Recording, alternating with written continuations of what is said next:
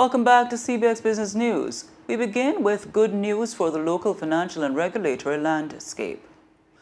Jamaica's officially been removed from the European Union's EU's list of high-risk third countries with deficiencies in anti-money laundering (AML) and countering the financing of terrorism regimes.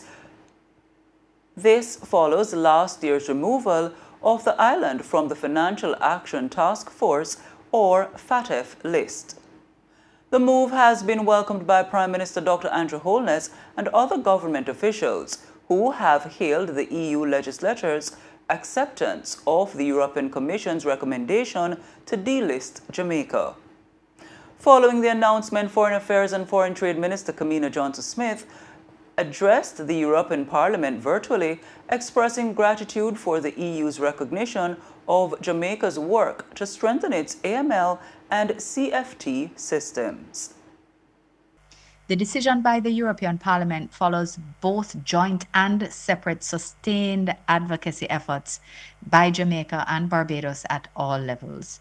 Even as recently as yesterday, our call for delisting was again repeated by Prime Minister Holness in his closing session as chair of the 49th meeting of CARICOM Heads of Government.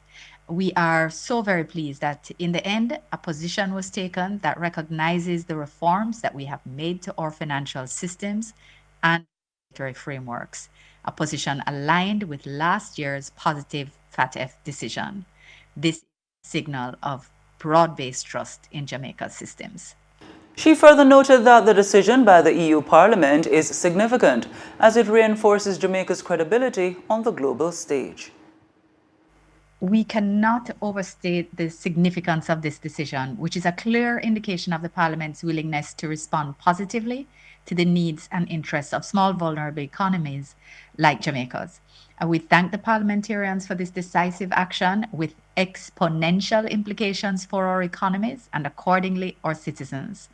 Ultimately, this places us in a better position to continue working purposefully towards achieving our national development goals. Foreign Affairs and Foreign Trade Minister KAMINA Johnson-Smith. The economic and reputational impacts of the EU's decision are also substantial. Financial institutions in EU member states will no longer be required to apply enhanced due diligence measures to transactions involving Jamaica, a change that reduces compliance burdens and could improve cross-border financial flows. Down 5.